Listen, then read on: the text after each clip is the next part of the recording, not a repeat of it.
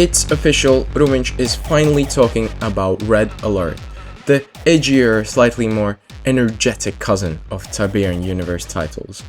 It's a shame I haven't made a video earlier about the original Red Alert, because in actuality I really like it. I find its darker and more realistic tone to be unmatched by any other CNC game.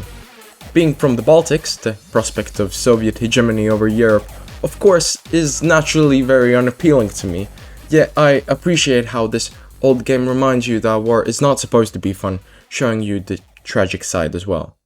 Anyway, Red Alert's alternative history lore is fascinating and, in my opinion, quite overlooked. It doesn't spoon-feed you lore about the game, which I find very refreshing. If you really listen to what the cutscenes say and replay the game, you might realize how much attention actually was put in the lore back in the 1990s. Many different videos, really good videos, have talked about the timeline of Red Alert, yet I feel that pretty much everyone has missed this one crucial detail that directly proves that Red Alert is connected to Tiberian Dawn. This is going to be a video that basically pinpoints this one thing. So yeah, here we go. Many of you know that the original Red Alert has two endings. The Allied campaign ending, where the Allies managed to stop the Soviet invasion, Moscow is occupied and Stalin is left to die, and the Soviet campaign ending, where the Soviet Empire manages to occupy the whole Europe, London is occupied, and Stalin is also killed by the Brotherhood of Man. An interesting detail, that I'll just mention, that should not be overlooked and ignored, is that the Soviet campaign and the Allied campaign actually follow the same timeline up until a point. Basically, you can see how your actions directly influence the other campaign. For example, in the Allied campaign, you rescue Einstein, and then in the Soviet campaign it is mentioned that I must report. A few hours ago, Einstein was kidnapped. There are numerous of these instances, and Sven van der Plank's video did proper justice in compiling this and making his Red Alert mission timeline. It's a really good video and I might talk about it in the future. Anyway, we know for a fact that Red Alert 2 follows the Allied ending. And because in the Soviet campaign Kane and the Brotherhood of Man are directly mentioned, it was assumed that either A. Tiberian Dawn follows the Soviet ending of the Red Alert, or B. the Soviet ending is not canon and just a what-if scenario. Now the question is, which of these options is the right one? Well, No Strings PRD made a very polished video about this exact question. In it, he proposes that the secret giant ant missions try to indirectly point to the player that Red Alert is connected to the Tiberium universe. But best I can tell, the Giant Ants mini-campaign It Came From Red Alert was set following Allied victory. Here, the Allies are coloured gold and have access to some Soviet tech like the Mammoth tank. This looks a bit familiar, doesn't it? Maybe the Giant Ants are canon, and maybe they're not. I don't put a huge amount of stock into it, same with Fun Park. But it is implying a link between the Allies and GDI, which I'll go more into next time. In what I have observed, people do agree with this. Many people interpret the Giant Ant missions as the conclusion of the Allied campaign that might or might not be canon. And yeah, I was really surprised by this because there is direct proof that the Giant Ant missions are canon and actually point to something completely different. But enough waffle, let's just see for ourselves. First, let's look at the Giant Ant campaign cutscene. Ants?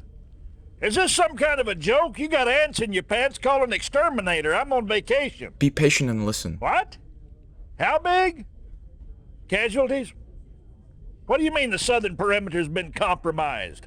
Listen up, soldier. If we lose England, it's not going to be to a bunch of pinko ants. I don't care how big. Look, I don't care how you do it, son. I'd piss on a spark plug if I thought it'd do any good. You just tell your men to get out there and kick some ant ass. Beautiful. But did you catch that? I'd piss on a No, not that, but this. Listen up, soldier. If we lose England, it's not going to be to a bunch of pinko ants. I don't care how big. If we lose England, it's not going to be to a bunch of pinko ants. This is happening in England. Welcome to London, you mug.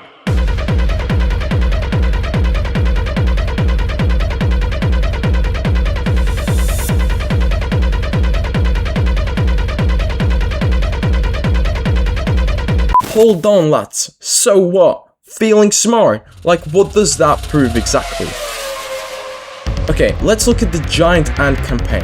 The Giant Ant campaign is composed of 4 missions.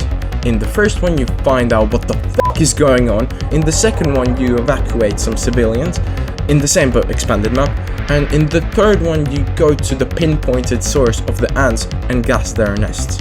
Now, in this third mission, one of the giant ant nests is located here.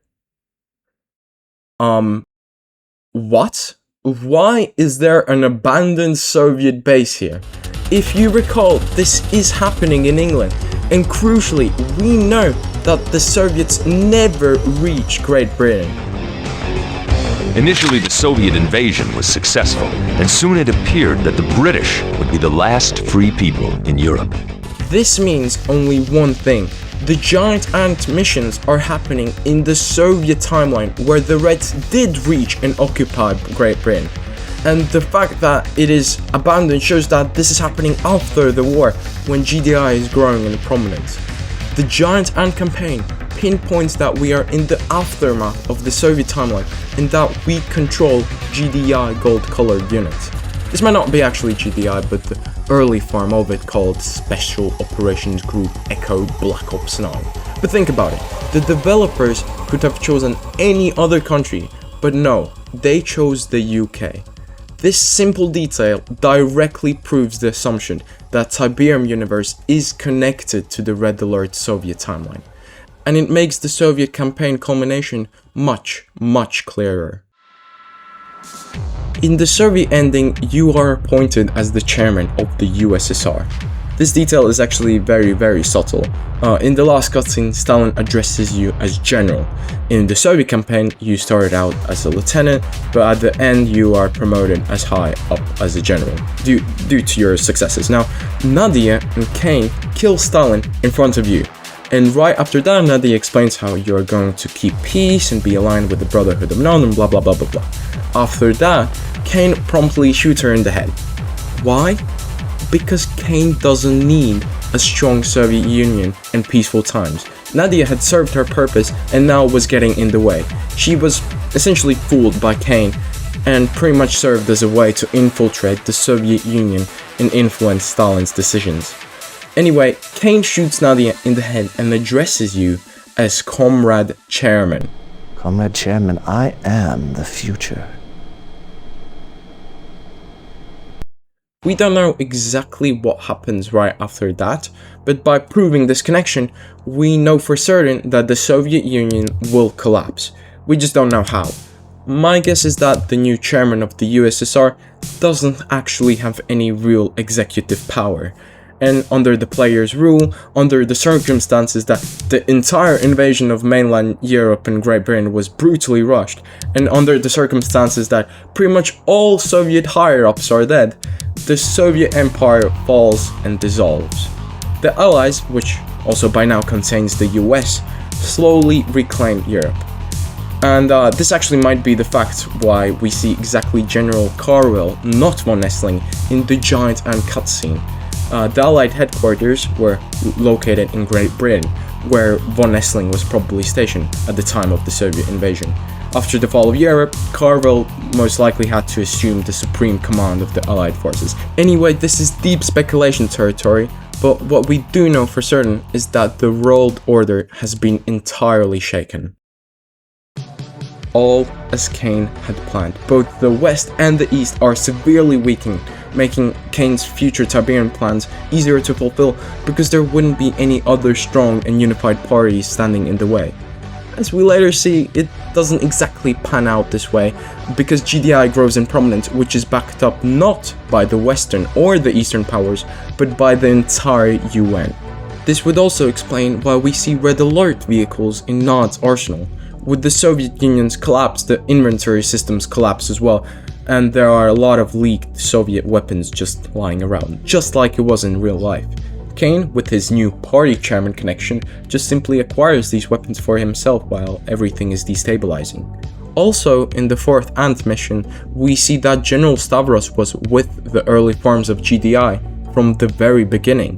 This is all cool and interesting, but it actually complicates so many things in the Red Alert mission timeline, because we now know that Stavros survived in the Soviet ending timeline, but also was present in the Allied campaign ending.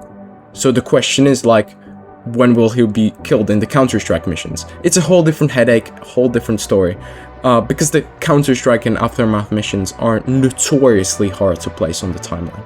Sven already concluded that the death of Stavros makes sense only after the ending of the Allied campaign, not the Soviet. And I hold the Giant Ant missions to be canon because there actually is a good explanation provided by the game as to why we see these creatures in the first place. In the last Giant Ant mission, we investigate this abandoned Soviet base, only to learn that the giant ants have been made like this because of a radioactive accident. An accident that might have been provoked by the Brotherhood of Nod. And if you hold the Soviet ending as canon, which it is in the Tiberium timeline, but hold the Ant missions as not canon due to their silliness, then you would be contradicting yourself, because invincible vehicles and teleportation devices, in my opinion, are the same level of silliness, if not higher. By the way, all of this neatly clears another thing. There were no retcons in Red Alert 2.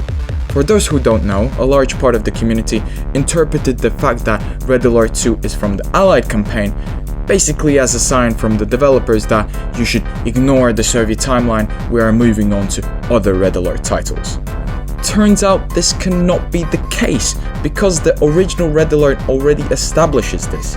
The Soviet timeline where we see Kane follows on with the creation of GDI, while the Allied timeline with the Red Alert 2 shenanigans. All of this makes so much sense and fits so elegantly.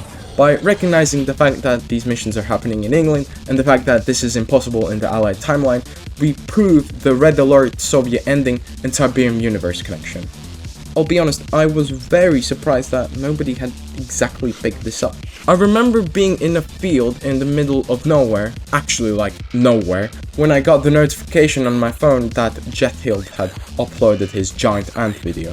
I immediately thought that he was going to explain the thing I just explained, but no, he didn't exactly do that. He did point the fact that this is happening in England, but not exactly this, not this conclusion. It still is a great video because Jethild being Jethild also pointed out stuff that I never thought of, like the fact that the Soviet underground tunnels had gas against insects to prevent this exact scenario. Anyway, that was that. I'm very ill currently, and my academic life is making these video upload dates less and less predictable, so it might help to do the thing to get notifications from this channel. I hope you enjoyed this video. Well, actually, I don't really care because I don't know you if I really don't know you. I just say it for the formality. The next video is going to be about CNC, but not what you might expect. You'll see if you do the thing. Okay, bye bye.